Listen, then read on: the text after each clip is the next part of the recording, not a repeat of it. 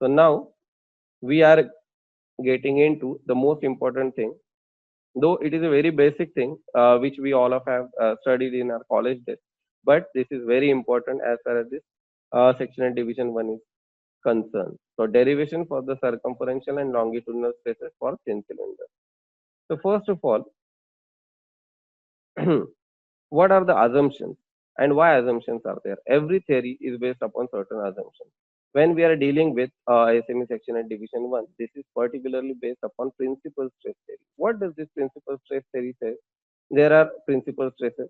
So if we calculate all these principal stresses, we have to check that what is the maximum principal stress that is coming, and that maximum principal stress should be less than the code allowable stress. If this criteria has been met, then we are saying that the vessel is safe under the ASME section 8 division 1 requirement. So it is based upon principal stress theory. Okay, so what are the assumptions for the thin cylinder? The basic assumption is the diameter to thickness ratio should be more than 20. So if this ratio is more than 20, so we can say that this is a very thin cylinder, and the following assumptions and the derivations are applicable to that. The longitudinal and the hoop stresses or circumferential stresses do not vary throughout the wall thickness. This is one more assumption. That is, the longitudinal and hoop stresses are comparatively, we can say, these are constant across the thicknesses and does not vary. But does it a reality? No. In actual sense, there will be a variation across the thickness if we calculate the longitudinal and hoop stress. But for the simplicity of understanding and the derivation, it has been assumed that there is no variation. The third assumption, again, the radial stresses are negligible, though these stresses are very low or in very less magnitude as compared to the two other stresses, which are longitudinal and hoop stress. As we are dealing with the stresses, we are talking about stresses. So this stress, as we all know, is a vector quantity. What do you mean by a vector quantity? A vector quantity is one which is having the magnitude as well as the direction. So as we can see over here, it is always been written in terms of longitudinal. So it suggests the direction. So the stress is along the length or the along the longitudinal direction. When we are saying hoop stress or circumferential stress, so that circumferential stress will give us the direction of the stress. And radial stress, as it shows, it is in the radial direction. So as we are saying, the stress is a vector quantity. It must be having its magnitude. The value must be in MPa or any other stress unit, but it also should have the direction. So tensile stresses, compressive stresses, these all are in terms of the directions also. So now we are going to see that the thin cylinder is subject to internal pressure. So let's start with this derivation. Three mutually perpendicular principal stresses will generate. So as we can see, there is a pressure which will be applied inside this cylinder.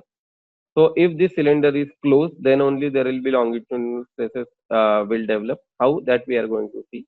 Now let's have a look at SH is nothing but the hoop, or we can say the circumferential stress, and SL is nothing but the longitudinal stress, and P is the internal pressure which has been applied. So what are the stresses which are coming into the picture? Circumferential or hoop stress, longitudinal stress, and the third is the radial stress. The radial stress, if we calculate, this value is very, very small as compared to these two stresses. And as we are working on the principal stress theory, so the maximum stress will always govern.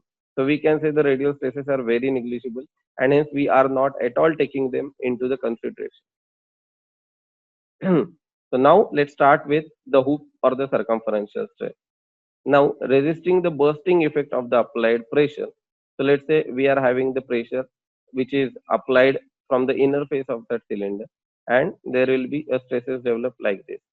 So when this vessel fell, then under that equilibrium condition, the force generated by this pressure and the stress which is offered by the material. So basically, the pressure and the stress, these are nothing but the two terms having the same units or the similar units. Then what's the difference between them?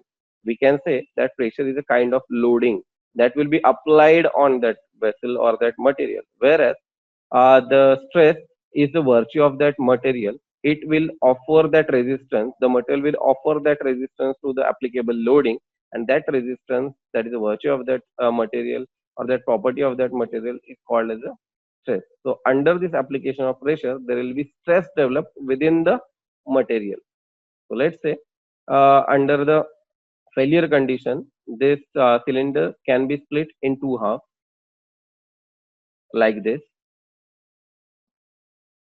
So as we can see the direction of these arrows, this suggests us the circumferential stress, and it is in circumferential direction also.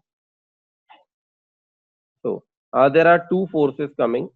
At the equilibrium condition, we can say the splitting force, which is generated by the pressure, and the resisting force, which is generated by the stress by the virtue of the material property. These both are equal. So when we are saying the splitting force, that is generated because of the pressure. So as we all know, pressure is force upon area. We are calculating the force over here. So we have to multiply pressure with the projected area. Now, actually, if we see into here, the pressure is been applied on the inner total surface. But again, this is one of the assumption that at the time of splitting, there has to be a common surface, and that surface is nothing but the projected area. At this pressure, now if this pressure is applied on this projected area, then it will be split in two halves. So what is this projected area? The green color one. This is nothing but the diameter multiplied by the length. So this equation will look like this. So the pressure multiplied by diameter multiplied by length, which will give us the splitting force, which is trying to split the pressure vessel in two halves. This is equation number one. Now there will be a second force which will be generated, and that force is because of the stress, which is the virtue of that material. As we can see over here in that maroon color, so this is the area where the stress will be generated. The stress will be generated within the metal. So this is the metal surface where the circumferential stress is generated because of application of that pressure. So this is applied on that maroon area. That is nothing but the thickness multiplied by length on one side. So there are two sides. So we can say it is two times thickness multiplied by length. This is the area. Again, stress is again force upon area. So force we have to calculate. So that is nothing but stress multiplied by this applied area. So this stress is nothing but the hoop stress. That's why it is represented like sigma h, and it is applied on the surface where having the area of T into L, and it is having the two sides. So it is 2 into T into L. So this is equation number 2. So at the equilibrium condition, we can say these two forces at the equilibrium condition, these two forces will be equated together. So we can see that L is get cancelled, and finally the equation will look like this. The hoop stress, that is circumferential stress, is nothing but PD upon 2T. The circumferential or hoop stress, we can say PD upon 2T. Whereas D is actually the mean diameter, but again, here for simplicity, as this is a thin cylinder, there is not much of a difference between the inner diameter and the outer diameter. So again, here the assumption is the mean diameter is equal to inner diameter, and the formula represents D as the inside diameter only. Again, now we are going into calculation for the longitudinal stress. So the vessel could be considered to have closed ends and contain the fluid under the gauge pressure P. Then the walls of the cylinder will have a longitudinal stress as well as the circumferential stress. Now let's have a look at, if we look at this figure, so there is a cylinder, there is a closed end. So when the pressure will be applied on the closed ends and it is trying to push the closed ends away from each other, then in the length of that vessel there will be a stress or the pull will be generated. That pull or that stress is nothing but the longitudinal stress. To generate the longitudinal stress, the vessel has to be closed, and then only the stress will be generated. Again, now the cause of this is the pressure. So one splitting force will be generated because of this pressure. So this pressure multiplied by the area. Now on which area this pressure is getting multiplied or getting applied? It's on the cross section area, what we can see in this purple color. That is pi by 4 into d square. On this area, this pressure is getting acted. So the force we have to calculate, again pressure multiplied by the area. So the pressure multiplied by this cross section area that is pi by 4 d square, will give us equation number 1, which is the splitting force.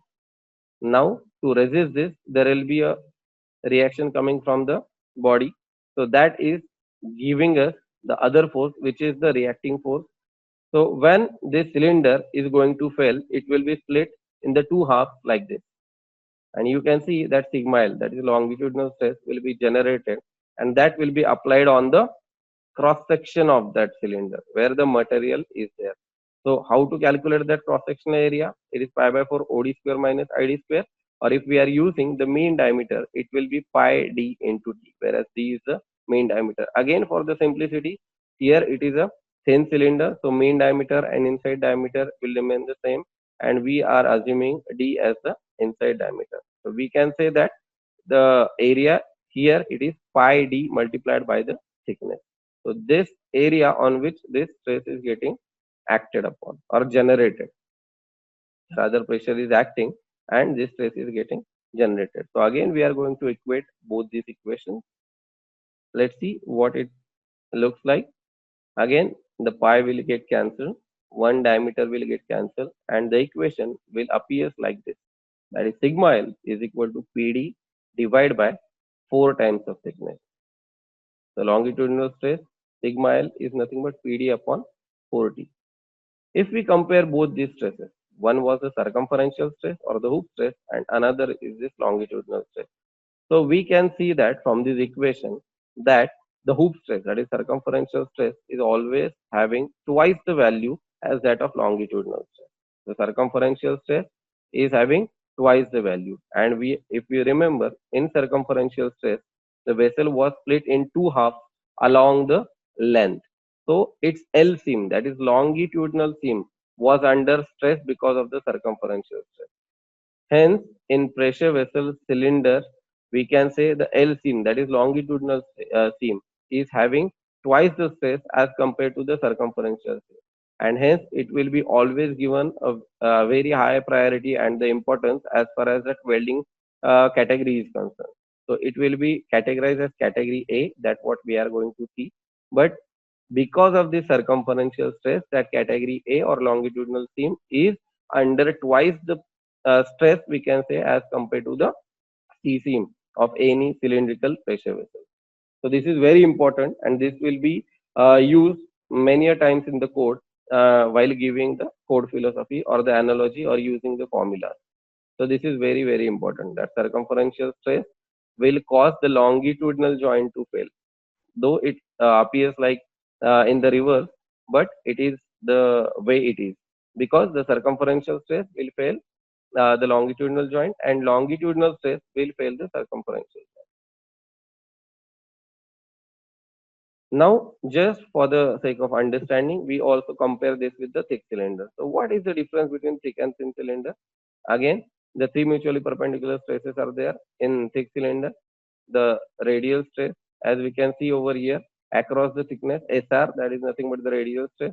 Along the circumference, there is a SH, that is circumferential stress, and along the length, there is a stress which is called as SL, that is longitudinal stress.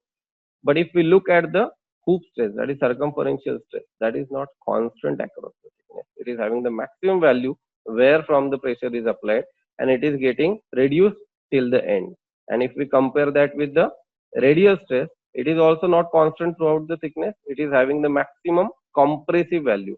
That negative term is for the compressive value. Because of the pressure, the inner surface will be under compression because of the radial stress. So radial stress is having highest value at the inner face and zero value at the outer face. So circumferential stress, hoop stress, longitudinal and radial stress, these are three stresses where the radial stress is having significant value, and here we cannot neglect this radial or what we can say radial stress. So thick cylinder theory is based upon, let's say, von Mises theory or distortion energy theory, where the what we can say the acceptance criteria won't be based upon just the principal stresses. There we calculate the equivalent stress. So it will take care of all these three stresses which will be developed. So it will be a combination of these three stresses, and then we'll reach to equivalent stress, and that stress will compare with the allowable stress. Unlike in principal stress theory, we individually calculate the stresses, and out of the stresses, whichever is the maximum, that's supposed to be less than the allowable. So that is the basic difference. So, friends, you must have enjoyed this technical video. Those who want to have in depth knowledge on the subject, pressure vessel design, heat exchanger design, PV lead software training, they can opt for our training courses, for which you have to contact us on our WhatsApp number 9921229232, 9921229232.